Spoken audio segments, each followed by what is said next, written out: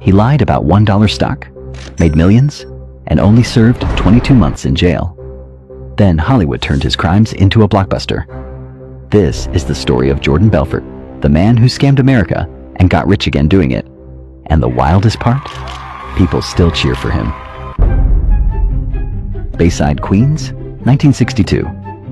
A working-class Jewish neighborhood where dreams were modest and ambition had a ceiling. But one kid, Jordan Belfort, had no interest in ceilings. 1 lemon ice, please. For you? 2 for 1, but only if you tell 3 friends. What are you, 12? 16, and I'm gonna be rich. By summer's end, he made 20 grand selling Italian ices. At 16, most teens would have blown it on a Camaro. Jordan? He enrolled in dental school. First day, the dean stood up and said, "If you're here to get rich, you're in the wrong profession." Jordan stood up, nodded, and walked out. Just like that. Because he wasn't there to clean teeth. He was there to get rich. And this was not the path. Next stop, meat. After college, Jordan launched a door-to-door meat and seafood business. Yes, really. You sell what now? USDA Prime, ma'am. Flash frozen, hormone-free, and cheaper than your local butcher. I don't eat red meat. Fantastic. Let me show you our premium salmon fillets. It was messy, scrappy, but surprisingly successful. $100,000 a month in sales. With no trucks, no storage, no clue. Just Jordan. Hustling. Grinding. Melting steaks in the back seat. Late deliveries, spoiled meat, mountains of unpaid invoices. It all caught up fast. Within months, the business went bankrupt. But in the wreckage, Jordan found something that turned out to be his superpower. The product didn't matter. Steaks, surfboards, stocks. You? Yes, you. You could sell anything. And just like that, the Salesman was born. Jordan didn't need a better product. He needed a better payout. Enter Wall Street. Jordan landed an entry-level job at L.F. Rothschild, a legit firm with suits, quotas, and cocaine in the bathroom stalls. It was the 1980s, after all. This was where he got his first taste of real money, real greed, and real power. He learned how the markets moved, how the brokers talked, and most importantly, how they sold. But suddenly, October 1987 came. It's Black Monday. Phones stop ringing. Brokers stare at the crashing ticker. The markets crashed. Jordan was fired. But while others mourned, Jordan saw something else. An opportunity. He discovered penny stocks. Pink sheet garbage no serious broker would touch. Unregulated, illiquid. But here's the magic. 50% commissions. Same pitch, 10 times the reward. No fancy degrees required. Just a fast phone and a faster mouth. So Jordan picked up the phone, called some poor guy in Nebraska. Hello? Mr. Michael, listen to me. This company is tiny now, yes, but it's sitting on a piece of technology that's going to disrupt the entire home entertainment industry. I'm talking about a ground floor opportunity, pre-IPO, completely under Wall Street's radar. The big guys haven't even sniffed this one out yet. But when they do, boom. We're talking a 10x return minimum. You get in now at $1 a share, and in 6 months, you're not calling me to thank me. You're calling me from your beach house in Maui. So here's what we're gonna do. I'm locking you in for 4,000 shares. Sound good?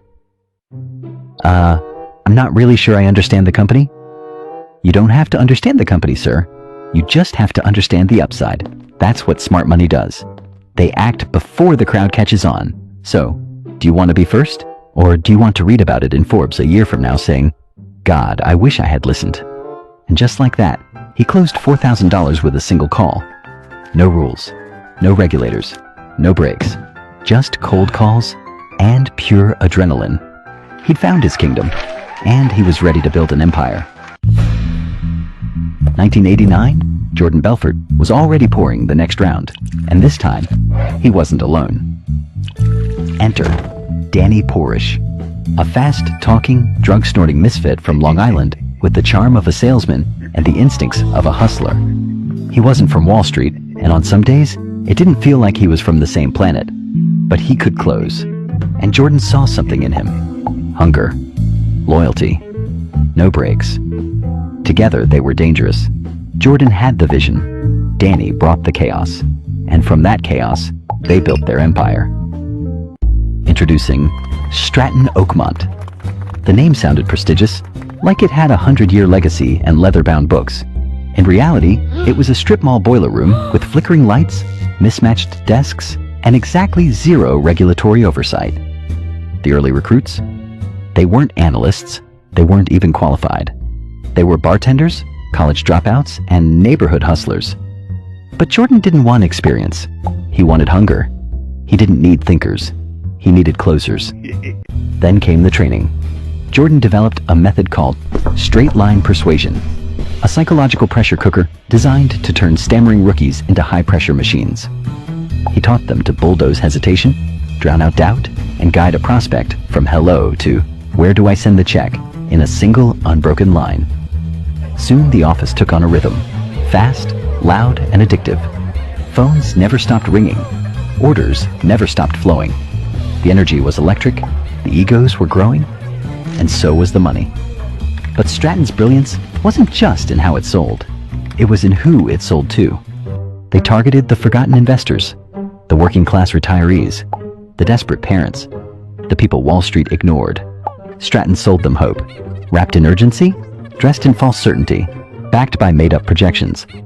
At first, it was obscure penny stocks, pink sheet garbage with names like BZZT or YUMY, companies that barely existed outside their own press releases. But once the money started flowing, the schemes evolved. Now it wasn't just fake companies, it was real IPOs.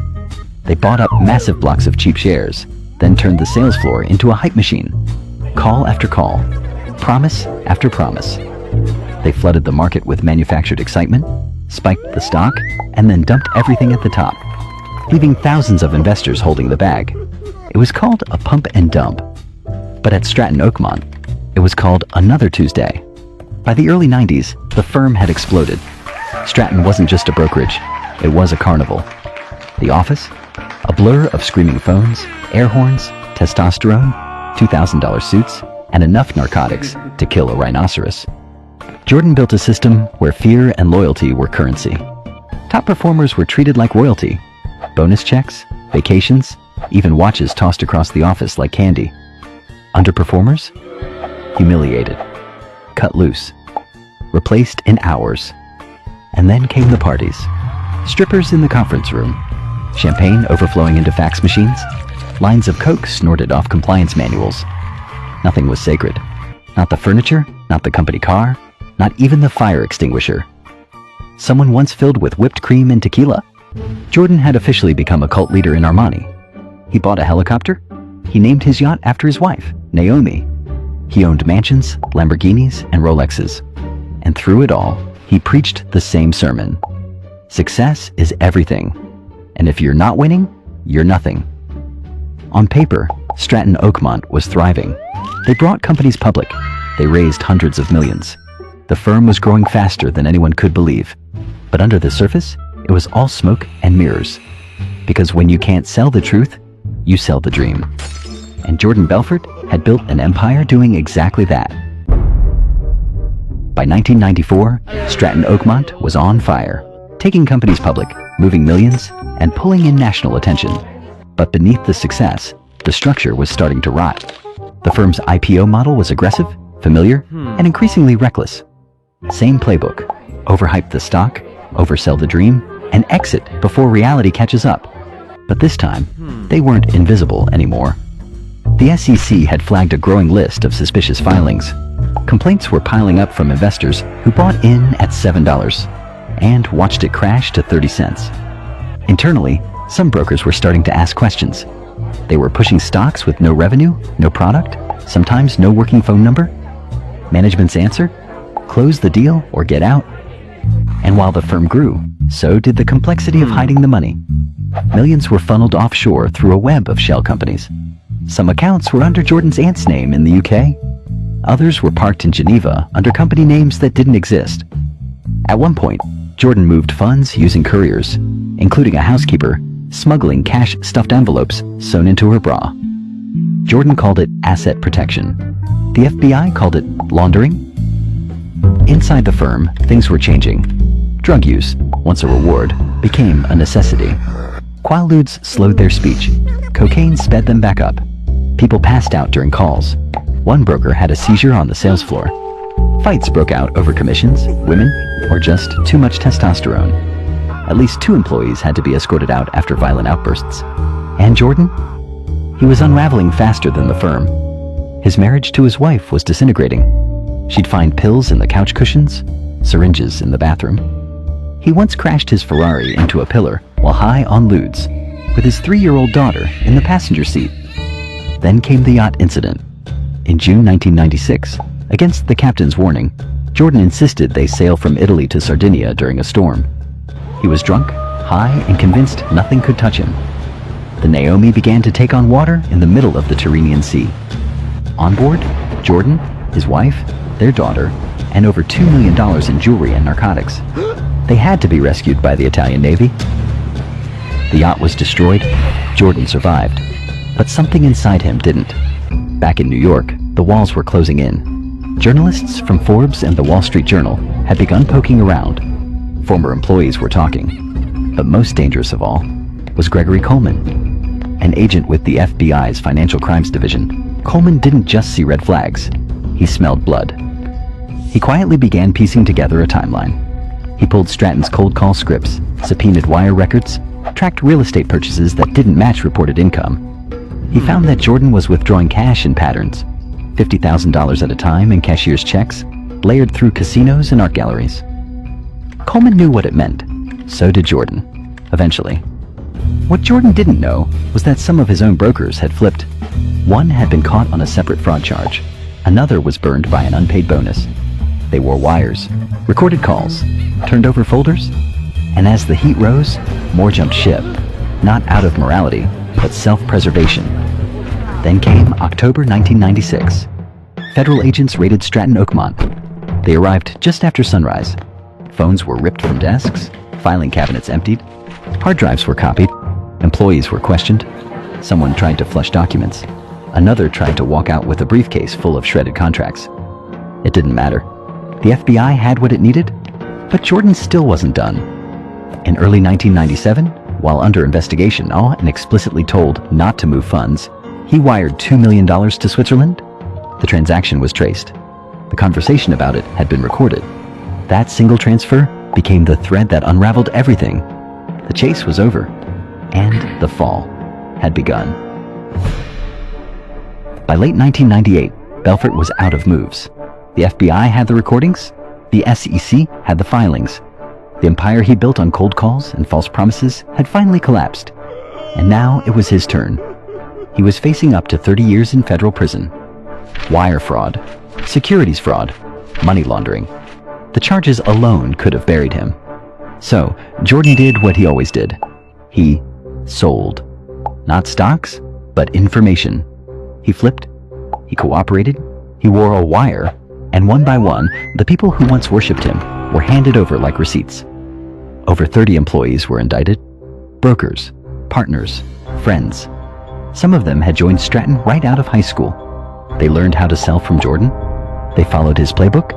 And now they were paying for it. Some served more time than he did.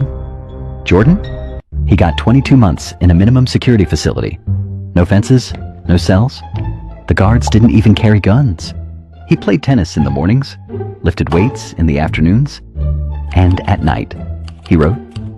That's where he met Tommy Chong, the comedian from Cheech and Chong, who was serving time for selling bongs online. Jordan told him the whole story.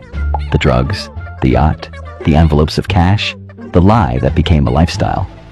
Tommy wasn't outraged. He was amused. Write it down, he said. So Jordan did.